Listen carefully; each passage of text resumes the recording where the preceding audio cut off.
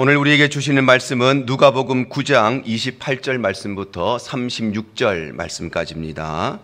이 말씀을 하신 후 8일쯤 되어 예수께서 베드로와 요한과 야고보를 데리고 기도하시러 산에 올라가사 기도하실 때에 용모가 변화되고 그 옷이 휘어져 광채가 나더라. 문득 두 사람이 예수와 함께 말하니 이는 모세와 엘리야라. 영광 중에 나타나서 장차 예수께서 예루살렘에서 별세하실 것을 말할세. 베드로와 및 함께 있는 자들이 깊이 졸다가 온전히 깨어나 예수의 영광과 및 함께 선 두 사람을 보더니 두 사람이 떠날 때에 베드로가 예수께 여짜오되 주여 우리가 여기 있는 것이 좋사오니 우리가 초막 셋을 짓되 하나는 주를 위하여 하나는 모세를 위하여 하나는 엘리야를 위하여 하사이다 하되 자기가 하는 말을 자기도 알지 못하더라. 이 말할 즈음에 구름이 와서 그들을 덮는지라. 구름 속으로 들어갈 때에 그들이 무서워하더니 구름 속에서 소리가 나서 이르되 이는 나의 아들 곧 택함을 받은 자니 너희는 그의 말을 들으라 하고 함께 읽습니다. 소리가 그침에 오직 예수만 보이더라. 제자들이 잠잠하여 그 본 것을 무엇이든지 그때에는 아무에게도 이르지 아니하니라. 아멘. 오늘 4월의 첫 주일 예배 자리에 나오신 우리 모든 성도님들 주님 이름으로 환영하고 축복합니다. 오늘은 특별히 예수님께서 예루살렘에 입성하신 날을 기념하는 종려주일입니다. 그리고 내일부터 우리는 한 주간 고난주간을 지내게 되고 또 다음 주일 부활주일을 맞이하게 됩니다. 한 주간 다시 한번 우리가 십자가 앞에 엎드려 지난날 우리에게 주신 구원의 감격 잃어버렸다면 다시 한번 회복하고 십자가의 능력을 경험하는 귀한 한 주간 되시기를 주님 이름으로 축복합니다. 하나님의 백성들은 하나님의 백성들을 산으로 부르십니다. 그래서 하나님께서는 최초의 인간이었던 아담을 에덴 동산으로 부르신 것으로부터 시작해서 하나님께서는 아브라함을 모리아 산으로 부르시고 모세는 시내 산으로 부르시고 그리고 이스라엘 백성들이 40여 년의 모든 광야 생활을 마무리할 때쯤 하나님께서는 모세와 아론을 호르산으로 부르셨습니다. 그런가 하면 하나님께서는 산에서 하나님의 역사를 이루십니다. 그래서 하나님께서는 여호수아를 그리심산과 에발산으로 부르셔서 그곳에서 하나님의 축복과 하나님의 저주를 선포하게 하시고 뿐만 아니라 기드온과 300 용사들을 길라산으로 부르셔서 그곳에서 미디안과 싸워야 할 300명의 용사들을 선발하십니다. 그리고 하나님은 엘리야를 갈멜산으로 부르셔서 그곳에서 바알과 아세라 선지자 850명과 겨루 이기게 하시고 이 일을 통해서 하나님의 살아계심을 증언케 하신 것입니다. 이처럼 하나님께서는 하나님의 백성들을 산으로 부르시고 또 그곳에서 하나님의 역사를 이루시는데 왜냐하면 성경에서 산이라고 하는 것은 단순히 높이가 높은 곳을 말하는 것이 아니라 지대가 높은 곳을 말하는 것이 아니라 성경에서 산이라고 하는 것은 하나님께 가장 가까이 가는 장소, 하나님과 가장 밀접되는 장소를 상징하고 있기 때문입니다. 그래서 예수님께서도 공생의 사역을 시작하시면서 40일 동안 금식하시고 난 뒤에 소위 시험산이라고 불리는 곳에서 마귀의 시험을 받으시고 또 팔복산에서 팔복을 비롯한 또 이 산상순의 말씀을 가르치시고 뿐만 아니라 예수님은 공생의 모든 사역의 기간에 바로 겟세마네 동산에서 끊임없이 기도의 삶을 사셨습니다. 그런가 하면 오늘 본문에서 예수님께서는 변화산으로 올라가십니다. 오늘 본문 28절 하반절입니다. 예수께서 베드로와 요한과 야고보를 데리고 기도하시러 산에 올라가셨다 말씀합니다. 여기서 예수님께서 기도하시기 위해서 올라가신 이 산이 정확히 어느 곳인지는 성경이 기록하고 있지 않기 때문에 우리가 알 수가 없지만 그러나 앞뒤에 예수님의 흔적과 예수님의 동선을 추적해 보면 아마도 이곳은 가이사랴 빌립보 북쪽에 있었던 헤르몬 산으로 추정이 됩니다. 특별히 예수님께서는 이곳에서 영광스러운 모습으로 변형되시는데 그래서 이곳을 소위 변화산이라고 부르는 것입니다. 그러니 변화산이라고 하는 것은 지명을 말하는 것이 아니라 예수님께서 변화되신 그곳을 말하는 것입니다. 그렇다면 오늘 예수님께서 영광스러운 모습으로 변형되신 이 변화산의 사건은 오늘 이 시대를 살아가는 우리에게 어떤 메시지를 증언하고 있는가? 오늘 종료주일을 맞이해서 이 변화산의 사건을 함께 우리가 말씀으로 나누기를 원합니다. 첫 번째로 변화산의 사건은 예수님께서 구원자이심을 선언하는 사건입니다. 바로 변화산의 사건은 예수님께서 우리의 유일한 구원자가 되신다는 것을 증언하는 사건이라는 것입니다. 예수님께서는 기도하시기 위해서 산으로 올라가십니다. 오늘 본문 28절입니다. 이 말씀을 하신 후 8일쯤 되어 예수께서 베드로와 요한과 야고보를 데리고 기도하시러 산에 올라가셨다 말씀합니다. 여기에서 이 말씀을 하신 후 8일쯤 되었다고 하는 것은 예수님께서 가이사랴 빌립보에서 자신이 십자가를 지게 될 것이고 고난을 당하고 죽게 될 것임을 제자들에게 처음으로 말씀하신 후 8일쯤이 되었다는 것입니다. 바로 예수님께서는 이때에 기도하시기 위해서 12명의 제자들 가운데 베드로와 요한과 야고보 3명의 제자들을 데리시고 변화산으로 올라가셨다는 것입니다. 그리고 그곳에서 예수님께서는 영광스러운 모습으로 변화되십니다. 오늘 본문 29절입니다. 기도하실 때에 용모가 변화되고 그 옷이 휘어져 광채가 나더라 말씀합니다. 여기에서 예수님의 용모가 변화되었다고 하는 것은 단순히 예수님의 겉모습이 바뀌었다 이런 의미보다는 예수님께서는 이 땅에 성육신 하실 때에 우리 인간의 몸을 입고 이 땅에 오셨기 때문에 그래서 인성의 이면에 감추어져 있던 예수님의 신성의 모습이 드러났다는 것입니다. 그래서 마태는 이때에 이렇게 기록하고 있습니다. 마태복음 17장 2절 상반절입니다. 그들 앞에서 변형되사 그 얼굴이 해같이 빛나셨다 이렇게 표현하고 있습니다. 예수님의 얼굴이 해와 같이 빛났다는 것은 예수님이 환하게 웃고 계셨다 표정을 말하는 것이 아니라 예수님의 얼굴이 해와 같이 빛났다는 것은 피부가 너무 좋으셔서 물광의 빛이 났다 이런 의미가 아니라 예수님의 얼굴이 해와 같이 빛났다는 것은 인간의 언어로는 표현할 수가 없는 이 세상의 그 어떤 것으로도 예를 들어서 설명할 수 없는 예수님의 신성의 모습이 나타났다는 것입니다. 바로 예수님께서는 변화산에 오르셔서 기도하실 때에 이러한 인성의 이면에 감추어져 있던 예수님의 신성의 본질의 모습을 나타내신 것입니다. 그런데 이 사건은 다름 아니라 두 가지의 중요한 사건을 예고하고 있습니다. 첫 번째는 예수님의 고난과 십자가를 예고하는 것입니다. 오늘 보면 30절과 31절이 이렇게 말씀합니다. 문득 두 사람이 예수와 함께 말하니 이는 모세와 엘리야라. 영광 중에 나타나서 장차 예수께서 예루살렘에서 별세하실 것을 말할세. 바로 예수님께서는 변화되신 후에 모세와 엘리야를 만나서 그들과 함께 예루살렘에서 별세하실 것에 대해서 대화를 나누셨다는 것입니다. 예루살렘에서 별세하실 것이란 예수님께서 종료주일날 예루살렘에 입성하셔서 그 이후에 고난주간을 지내시고 십자가를 지시고 죽게 되실 것에 대해서 말씀을 나누었다는 것입니다. 그러므로 예수님께서 이 영광스러운 모습으로 변형되신 것은 다름 아니라 앞으로 이어질 십자가의 고난과 십자가의 죽음을 예고하는 사건인 것입니다. 뿐만 아니라 두 번째로 이 변화산의 사건은 바로 예수님의 부활을 예고하는 것입니다. 바로 예수님의 영광스럽게 변형된 모습은 십자가를 지시고 난 이후에 영광스러운 부활의 모습을 가지게 될 그 예수님의 모습을 예고하고 있는 것입니다. 이처럼 변화산의 사건은 예수님의 죽음과 예수님의 부활이라고 하는 이 두 가지의 사건을 예고함으로써 오직 예수님만이 우리의 유일한 구원자이심을 선포하고 있는데 중요한 것은 예수님의 이 십자가의 죽음과 바로 부활의 영광 이 두 가지는 오직 온 인류의 역사를 통틀어서 오직 구원자에게만 적용되는 유일무이한 사건인 것입니다. 뿐만 아니라 예수님의 변형된 모습은 장차 재림의 때에 우리가 갖게 될 영광스러운 부활의 모습을 예고하는 것입니다.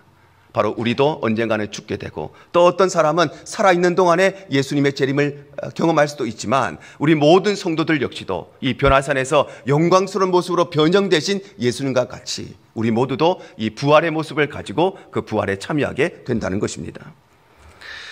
하나님의 형상대로 지음받은 우리 인간은 하나님과 영원토록 함께하고 하나님과 영원토록 교제하면서 살도록 창조되었지만 그러나 아담과 하와가 마귀의 유혹에 빠져서 그래서 하나님 말씀에 불순종하고 선악과를 따먹음으로써 하나님과의 관계를 단절하고 하나님 관계를 파괴하고 하나님을 떠남으로써 그래서 이후에 모든 인류는 단 한 사람도 예외 없이 모두 다 죄와 저주와 멸망에 빠진 죄인이 되었습니다. 그럼에도 불구하고 하나님께서는 이 세상을 사랑하시고 이 세상을 구원하시기 위해서 독생자 예수 그리스도를 보내주시기로 작정하셨습니다. 그런데 문제는 죄의 삭은 사망이라는 것이죠. 죄의 결과는 바로 죽음이기 때문에 그래서 죄인인 우리를 구원하시기 위해서 구원자는 반드시 그 죄값을 치루어야 하고 뿐만 아니라 그 죽음을 이기시고 부활하심으로써 이 두 가지가 충족되어야 우리의 구원자가 될 수 있는데, 그래서 하나님께서는 이 두 가지를 모두 행하실 수 있는 유일한 한 분, 바로 독생자를 이 땅에 보내신 것입니다. 요한복음 3장 16절 17절입니다. 하나님이 세상을 이처럼 사랑하사 독생자를 주셨으니 이는 그를 믿는 자마다 멸망하지 않고 영생을 얻게 하려 하심이라. 하나님이 그 아들을 세상에 보내신 것은 세상을 심판하려 하심이 아니요 그로 말미암아 세상이 구원을 받게 하려 하심이라 말씀합니다. 바로 하나님께서는 이 세상을 사랑하셔서, 끝까지 사랑하셔서 이 세상을 구원하시기 위해서 하나밖에 없는 독생자 예수를 이 땅에 보내주신 것입니다.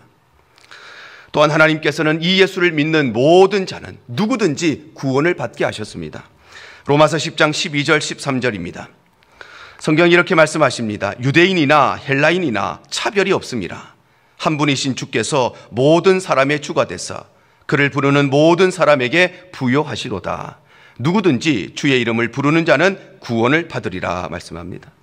바로 하나님은 유대인이나 헬라인이나 차별이 없이, 남자나 여자나 차별이 없이, 어른이나 어린아이나 차별이 없이, 대단한 사람이나 평범한 사람이나 차별이 없이, 돈 많은 사람이나 돈 없는 사람이나 많이 배운 사람이나 그렇지 못한 사람이나 아무 차별이 없이 예수를 믿는 모든 자는 누구든지 구원을 받게 하셨다는 것입니다. 특별히 하나님께서는 오직 예수를 통해서만 구원을 받게 하셨습니다. 사도행전 4장 12절입니다. 다른 이로서는 구원을 받을 수 없나니 천하 사람 중에 구원을 받을 만한 다른 이름을 우리에게 주신 일이 없음이라 하였더라 말씀합니다. 바로 하나님께서는 오직 예수 그리스도를 통해서만 구원을 얻게 하셨는데, 이것은 다름 아니라 바로 예수님만이 우리의 유일한 구원자가 되신다는 것입니다. 그러므로 사랑하는 성도 여러분, 예수님께서는 우리를 위하여 대신 죽으심으로 우리의 죄값을 대신 지불하셨을 뿐만 아니라 예수님께서는 우리를 살리시기 위해 부활하신 우리의 유일한 구원자이심을 꼭 기억하시기를 바랍니다. 그래서 우리가 종료주일을 지나면서 우리가 다 알고 있지만, 우리가 구원받았지만 우리 안에 잃어버린 구원의 감격이 있다면 하나님께서 우리 가운데 이 믿음을 회복시켜 주시기를 축복합니다. 그래서 우리의 삶이 언젠가 우리 모두도 바로 예수님 다시 오실 그날에 예수를 만나야 되는 우리 성도로서 우리의 삶이 다시 한번 하나님 앞에 겸비되어지기를 축복합니다. 이것이 바로 변화산의 사건이 우리에게 오늘 주시는 바로 증언의 메시지인 것입니다. 두 번째로 변화산의 사건은 예수님께서 성취자이심을 선포하는 사건입니다. 바로 변화산의 사건은 예수님께서 구약의 모든 율법들과 모든 선지자들의 예언을 완전하게 성취하신 분이심을 우리에게 증언하는 것입니다. 예수님께서는 변화산에서 모세와 엘리야를 만나십니다. 오늘 본문 30절입니다. 문득 두 사람이 예수와 함께 말하니 이는 모세와 엘리야라 말씀합니다. 바로 변화산에서 영광스럽게 변형되신 예수님께서는 그곳에서 두 사람, 모세와 엘리야를 만나시고 그들과 대화의 교제를 나누신 것입니다. 여기에서 모세는 율법을 상징하는 인물입니다. 왜냐하면 모세는 인류를 대표해서 하나님으로부터 이 하나님의 율법을 직접 수여받은 사람이 바로 이 모세이기 때문입니다. 출애굽기 24장 12절이 이렇게 말씀을 합니다. 여호와께서 모세에게 이르시되 너는 산에 올라 내게로 와서 거기 있으라. 네가 그들을 가르치도록 내가 율법과 계명을 친히 기록한 돌판을 내게 주리라 말씀합니다. 바로 하나님께서는 모세를 신의 산으로 부르시고 그에게 하나님이 직접 돌판에 새기신 율법의 말씀을 그에게 수여해 주셨다는 것입니다. 그래서 이 모세라고 하는 인물은 이 율법을 대표하는 인물, 율법을 상징하는 인물이 되고, 그래서 이스라엘 백성들에게 있어서 모세는 곧 율법 같은 존재이고 율법은 곧 모세와 같은 존재가 된 것입니다. 그런가 하면 이 엘리야라고 하는 사람은 모든 선지자들을 대표하는 사람입니다. 왜냐하면 이 엘리야는 구약의 많은 선지자들 중에 가장 위대한 사역들을 감당했기 때문입니다. 열왕기하 2장 11절 하반절이 이렇게 말씀합니다. 엘리야가 회오리 바람으로 하늘로 올라가더라 말씀합니다. 바로 엘리야 선지자는 초자연적인 기적을 베풀었을 뿐만 아니라 죽은 사람을 살리고 또 갈멜산에서 바알과 아세라 선지자 850명과 겨루어 이겼을 뿐만 아니라 인류 역사에 딱 2명밖에 없는 바로 죽음을 보지 않고 하늘로 올라갔던, 회오리 바람 타고 하늘로 올라갔던 가장 위대한 선지자였다는 것입니다. 그래서 엘리야는 모든 선지자들을 대표하는 인물이 되었을 뿐만 아니라 그래서 성경은 이 엘리야라고 하는 이름을 선지자들의 대명사로 사용하고 있는 것입니다. 특별히 모세가 상징하는 이 율법과 그리고 엘리야로 상징되는 이 선지자, 율법과 선지자라고 하는 것은 다름 아니라 구약 성경을 말하는 것입니다. 누가복음 16장 16절입니다. 율법과 선지자는 요한의 때까지요, 그 후부터는 하나님 나라의 복음이 전파되어 사람마다 그리로 침입하느니라 말씀합니다. 바로 예수님께서 율법과 선지자는 요한의 때까지라고 말씀하시는데, 여기에서 말하는 이 율법과 선지자라고 하는 것이 바로 구약 성경을 지칭하는 것입니다. 그러므로 율법을 상징하는 모세와 선지자들 대표하는 이 엘리야를 예수님께서 동시에 만나신 것은, 예수님께서는 구약의 모든 말씀들, 즉 구약의 모든 율법과 선지자들이 예언한 모든 예언의 말씀을 예수님께서 완전하고 완벽하게 성취하셨다는 것을 선포하고 있는 것입니다. 그래서 예수님께서는 구약의 예언대로 다윗의 후손으로 태어나시되 동정녀의 몸에서 태어나십니다. 마태복음 1장 18절과 20절입니다. 예수 그리스도의 나심은 이러하니라. 그의 어머니 마리아가 요셉과 약혼하고 동거하기 전에 성령으로 잉태된 것이 나타났더니 주의 사자가 현몽하여 이르되 다윗의 자손 요셉아, 네 아내 마리아 데려오기를 무서워하지 말라. 그에게 잉태된 자는 성령으로 된 것이라 말씀합니다. 바로 예수님께서는 다윗의 후손인 요셉의 가정에서 태어나시면서 특별히 남자를 알지 못하는 동정녀였던 마리아의 몸을 통해서 태어나심으로 구약 성경의 모든 예언들, 특별히 이것에 대해서 예언했던 이사야 선지자의 예언을 완전하게 성취하신 것입니다. 또한 예수님께서는 구약 성경의 예언대로 베들레헴에서 태어나셨습니다. 마태복음 2장 1절 상반절입니다. 헤롯 왕 때에 예수께서 유대 베들레헴에서 나셨다 말씀합니다. 바로 예수님께서는 유대의 많은 고을들 가운데 부자 동네도 있고 발전하는 동네도 있고 큰 건물이 많은 동네도 많은데, 그런데 예수님께서는 유대의 많은 고을들 중에서 가장 작고 가장 못 살고 가장 어려웠던 베들레헴에서 태어나심으로 바로 구약 성경의 예언, 미가 선지자의 예언을 온전하게 선포하시고 성취하신 것입니다. 뿐만 아니라 예수님께서는 구약 성경의 예언대로 애굽으로 피신을 하십니다. 마태복음 2장 14절과 15절입니다. 요셉이 일어나서 밤에 아기와 그의 어머니를 데리고 애굽으로 떠나가 헤롯이 죽기까지 거기 있었으니, 이는 주께서 선지자를 통하여 말씀하신 바 애굽으로부터 내 아들을 불렀다 함을 이루려 하심이라 말씀합니다. 바로 예수님께서는 구약의 예언대로 헤롯의 칼을 피해서 애굽으로 피신하심으로써 구약 성경의 모든 예언들, 특별히 호세아 선지자의 예언을 온전하게 성취하신 것입니다. 나아가 예수님께서는 구약의 예언대로 예루살렘에 입성하십니다. 요한복음 12장 12절과 13절입니다. 그 이튿날에 명절에 온 큰 무리가 예수께서 예루살렘으로 오신다는 것을 듣고 종려나무 가지를 가지고 맞으러 나가 외치되 호산나 찬송하리로다. 주의 이름으로 오시는 이 곧 이스라엘의 왕이시여 하더라 말씀합니다. 바로 예수님께서는 십자가를 지시기 일주일 전에 오늘 우리가 기념하고 있는 이 종료주일 아침에 예루살렘 성에 입성하심으로써 예수님께서 나귀를 타시고 예루살렘에 입성하실 것이라고 예언했던 구약의 스가랴 선지자의 예언을 완벽하게 성취하신 것입니다. 이처럼 예수님께서는 구약의 모든 말씀들, 즉 구약의 모든 율법들과 선지자들의 모든 예언을 완전하고 완벽하고 온전하게 다 성취하신 것입니다. 특별히 예수님께서 변화산에서 만나신 이 모세와 엘리야, 이 두 사람은 바로 죽은 성도들과 살아있는 성도들을 대표하는 사람들입니다. 왜냐하면 모세는 120세의 죽음으로써 하늘로 갔고, 반면에 엘리야는 죽음을 보지 않고 하늘로 승천한 사람이기 때문에 모세는 바로 죽음 이후에 예수를 만나는 사람, 즉 죽음 이후에 예수 그리스도의 재림을 맡게 될 성도들을 대표하는 것이고, 엘리야는 죽지 않고 하늘로 갔기 때문에 그래서 죽기 전에 예수님을 만나는 사람, 즉 살아있는 동안에 예수님의 재림을 맞이하게 될 성도들을 대표하고 있는 것입니다.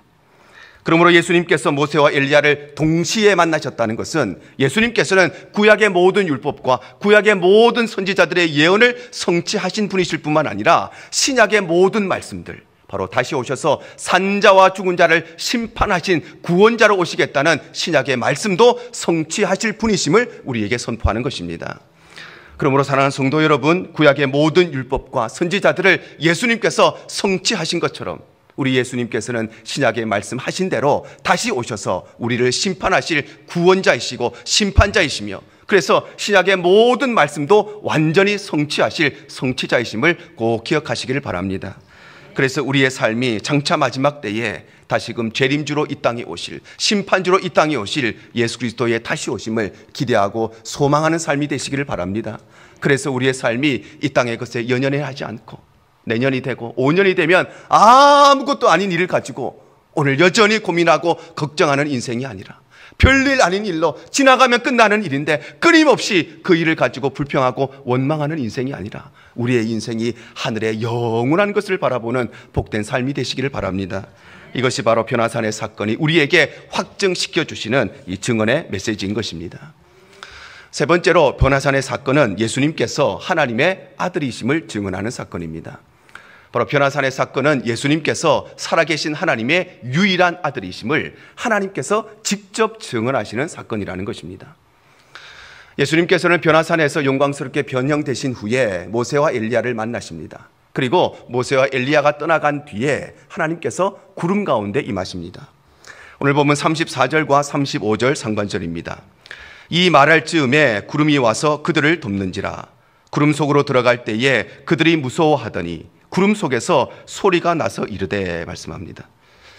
성경에서 구름이라고 하는 것은 바로 하나님의 임재와 하나님의 영광을 상징하는 것입니다. 그래서 하나님께서 처음 모세를 부르실 때도 구름 속에서 그를 만나시고 부르셨습니다.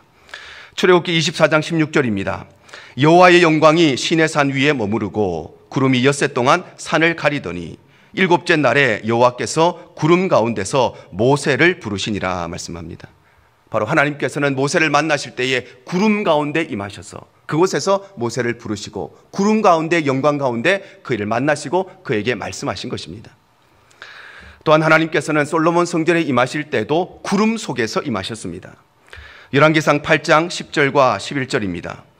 제사장이 성소에서 나올 때에 구름이 여호와의 성전에 가득하매 제사장이 그 구름으로 말미암아 능히 서서 섬기지 못하였으니 이는 여호와의 영광이 여호와의 성전에 가득함이었더라, 말씀합니다.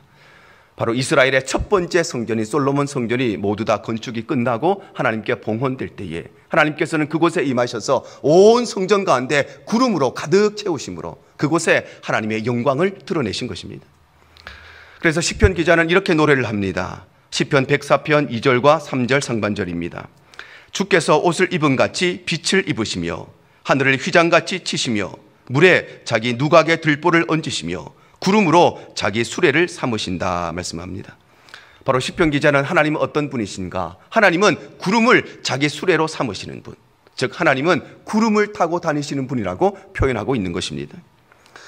이처럼 성경에서 구름이라고 하는 것은 하나님의 임재와 하나님의 영광을 상징하는 것이기 때문에, 그래서 하나님께서 오늘 이 변화산에 구름으로 오셨다고 하는 것은 성부 하나님께서 이곳에 직접 임재하셨다는 것입니다. 그리고 하나님이 이렇게 말씀하십니다. 35절 하반절입니다. 이는 나의 아들 곧 택함을 받은 자니 너희는 그의 말을 들으라. 바로 구름 가운데 임재하신 하나님께서 뭐라고 말씀하시느냐? 그는 나의 아들이다. 바로 예수는 나의 아들이라고 직접적으로 선언하고 계시는 것입니다. 하나님께서는 이미 예수님께서 공생의 사역을 시작하실 때 이 사실을 분명하게 말씀하셨습니다. 마태복음 3장 16절과 17절입니다. 예수께서 세례를 받으시고 곧 물에서 올라오실새 하늘이 열리고 하나님의 성령이 비둘기같이 내려 자기 위에 임하심을 보시더니 하늘로부터 소리가 있어 말씀하시되 이는 내 사랑하는 아들이요 내 기뻐하는 자라 하시니라. 바로 하나님께서는 예수님께서 세례를 받으시고 공생의 사역을 시작하실 그때에 직접 음성으로 임하셔서 이는 내 사랑하는 아들이요 내 기뻐하는 자라고 직접 증언하신 것입니다. 또한 하나님께서는 예수님의 모든 공생의 사역이 끝나갈 때쯤 십자가를 지시기 얼마 전에도 이 사실에 대해서 다시 한번 말씀하십니다. 요한복음 12장 28절입니다. 아버지여 아버지의 이름을 영광스럽게 하옵소서 하시니 이에 하늘에서 소리가 나서 이르되 내가 이미 영광스럽게 하였고 또다시 영광스럽게 하리라 말씀합니다. 바로 하나님께서는 예수님께서 모든 공생의 사역을 마무리하는 그때에도 바로 예수님의 하나님의 아들이심을, 바로 그의 영광스러운 신부를 직접적으로 말씀하신 것입니다. 이처럼 하나님께서는 예수님의 모든 공생의 기간 동안에 중요한 시점마다 어떤 말씀을 하시는가? 바로 예수는 나의 아들이라, 내 사랑하는 아들이요 내 기뻐하는 자라고 선포하고 계시는데, 이와 동일하게 오늘 본문의 변화산에서도 하나님께서 직접 임재하셔서 이는 나의 아들이라고 말씀하고 계시는 것입니다. 예수님께서 하나님의 아들이신 것은 마귀도 다 알고 있는 만큼 천하가 다 알고 있는 사실입니다. 마태복음 4장 3절입니다. 시험하는 자가 예수께 나와 이르되 네가 만일 하나님의 아들이여든 명하여 이 돌들로 떡덩이가 되게 하라 말씀합니다. 여기서 마귀가 예수님께 네가 만일 하나님의 아들이여든 이렇게 말씀하고 있는데, 이것은 마귀가 예수님이 하나님의 아들인 것을 몰라서 이렇게 말하는 것이 아니라, 마귀는 예수님이 하나님의 아들이심을 분명히 알고 있었음에도 불구하고 그러나 예수님의 모든 구속 사역을 방해하기 위해서, 그래서 그를 유혹하고자 했던 것입니다. 그래서 예수님을 진실로 만난 사람은 단 한 사람도 예외 없이 예수님이 하나님의 아들 되심을 선언하고 선포하고 고백했습니다. 마태복음 16장 16절입니다. 시몬 베드로가 대답하여 이르되 주는 그리스도시요 살아계신 하나님의 아들이시니이다. 바로 베드로는 예수님께서 가장 기뻐하셨던 고백, 예수님께서 그토록 칭찬하셨던 지상 최고의 고백, 바로 주는 그리스도시요 살아계신 하나님의 아들이라고 고백하고 있는 것입니다. 나다나엘도 마찬가지입니다. 요한복음 1장 49절입니다. 나다나엘이 대답하되 랍비여 당신은 하나님의 아들이시요 당신은 이스라엘의 임금이로소이다. 나다나엘은 지식이 많은 사람이었습니다. 그래서 처음에는 나사렛에서 어떻게 선한 것이 날 수 있느냐, 구원자가 나타나면 예루살렘이나 로마에나 대단한 곳에 태어날 것이지 어떻게 나사렛에서 우리를 구원할 구원자가 날 것인가, 그렇게 이야기했지만, 그러나 이후에 예수님을 진실되게 만나고 난 이후에는 예수님이 하나님의 아들이심을 고백하고 있는 것입니다. 특별히 예수님께서 하나님의 아들이시라고 하는 것은 예수님만이 우리의 유일한 구원자가 되시고 예수님만이 바로 언약의 성취자가 되신다는 것을 말합니다. 왜냐하면 예수님께서는 이 일을 위해서 아들을 보내셨기 때문입니다. 갈라디아서 4장 4절 상반절입니다. 때가 참에 하나님이 그 아들을 보내셨다 말씀합니다. 바로 하나님께서는 우리의 구원자로 누구를 보내셨느냐? 하나님은 성경을 성취하실 분으로 누구를 보내셨느냐? 하나님은 그의 아들을 보내셨다는 것입니다. 그러므로 예수님께서 하나님의 아들이라고 하는 것은 예수님만이 우리의 유일한 구원자가 되시고 예수님만이 모든 말씀의 성취자가 되시고, 그래서 이 예수님의 왕권과 이 예수님의 신분을 성경이 말씀하고 있는 것입니다. 그래서 우리가 예수를 믿는다고 하는 것은 예수님을 좋은 말씀 가르쳐 주시는 선생님으로 믿는 것이 아닙니다. 예수를 믿는다고 하는 것은 내가 힘들고 어려울 때 위로해 주실 수 있는 분으로 예수를 믿는 것이 아닙니다. 우리가 예수를 믿는다고 하는 것은 내가 기도하면 내가 힘든 문제 해결해 주실 분으로 예수를 믿는 것이 아닙니다. 우리가 예수를 믿는다고 하는 것은 바로 예수님을 나의 유일한 구주와 주인으로 믿는 것입니다. 요한복음 20장 31절이 말씀합니다. 오직 이것을 기록함은 너희로 예수께서 하나님의 아들 그리스도이심을 믿게 하려 함이요 또 너희로 믿고 그 이름을 힘입어 생명을 얻게 하려 함이니라 말씀합니다. 바로 우리가 예수를 믿는다고 하는 것은 예수님이 하나님의 아들이심을 믿는 것이고 그 예수를 통해서만 우리가 구원을 얻고 예수를 통해서만 생명을 얻을 수 있음을 믿는 것, 그것이 바로 예수를 믿는 것입니다. 그래서 우리 성도들의 삶은 바로 예수님이 우리 안에 거하시고 우리가 바로 그 예수를 믿는 믿음 안에서 사는 것이 우리 성도들의 삶입니다. 갈라디아서 2장 20절입니다. 내가 그리스도와 함께 십자가에 못 박혔나니 그런즉 이제는 내가 사는 것이 아니요 오직 내 안에 그리스도께서 사시는 것이라. 이제 내가 육체 가운데 사는 것은 나를 사랑하사 나를 위하여 자기 자신을 버리신 하나님의 아들을 믿는 믿음 안에서 사는 것이라. 바로 우리 성도들의 삶은 어떤 삶이냐? 우리 성도들의 삶은 구원자이신 성취자이신 하나님의 아들이신 그 예수가 우리 안에 사시는 것이요 우리가 바로 그 예수님을 믿는 믿음 안에 사는 것, 그것이 바로 우리 성도들의 삶인 것입니다. 그러므로 사랑하는 성도 여러분, 예수님은 다름 아니라 바로 우리의 선생이 아니라 우리의 위로자를 뛰어넘어 예수님은 살아계신 하나님의 아들이심을 꼭 기억하시기를 바랍니다. 그래서 우리의 삶이 예수님을 통해서 구원의 감격과 구원의 은혜를 누리고 우리가 구원받았지만 그 구원의 감사함과 감격함을 잃어버리고 십자가 앞에 서도 눈물이 말라버린 우리의 메마른 심령에 하나님께서 이 은혜를 다시 한번 회복시켜 주시기를 축복합니다. 그래서 우리의 삶이 예수가 우리 안에 사시고 우리가 예수 안에 살면서 그 예수를 믿는 믿음 가운데 살아가는 거룩하고 복된 삶이 되시기를 바랍니다. 이것이 바로 변화산이 우리에게 증언하시는 증언의 메시지인 것입니다. 오늘 말씀을 정리합니다. 예수님께서 변화산에서 영광스러운 모습으로 변향되신 이 사건은 바로 예수님만이 우리의 유일한 구원자임을 증언하는 사건이고, 이것은 바로 예수님께서 구약의 모든 말씀을 성취하셨음과 동시에 신약의 모든 말씀도 성취하실 분이심을 우리에게 선포하는 사건이고, 예수님의 이 변형되신 사건은 바로 예수님만이 하나님의 아들이심을 우리에게 선포하는 사건인 것입니다. 그러므로 우리는 구원자이신 예수님께서 다시 오실 그날을 기대하는 마음으로, 예수님께서 영광스러운 모습으로 변형되신 것처럼 우리 모든 성도들도 그 부활의 날에, 그 재림의 날에 예수님처럼 영광스러운 모습으로 부활될 그날을 사모하고 기대하는 마음으로 예수를 믿는 믿음 안에 구원의 감격을 누리고 예수가 우리 안에 살아가고 우리가 그 예수를 믿는 믿음 안에 살아가는 거룩하고 복된 삶이 되시기를 바랍니다. 오늘 우리가 특별히 종료주일을 맞이하면서 이번 한 주간 예수 그리스도의 십자가의 고난과 또 십자가의 죽음을 묵상하는 한 주간이 되고, 그 고난과 그 죽음 이후는 우리를 위한 영광스러운 부활이 있음을 기억하고 이번 한 주간 하나님 앞에 온전한 은혜를 경험하고 누리는 귀한 한 주간 되시기를 주님 이름으로 축복합니다.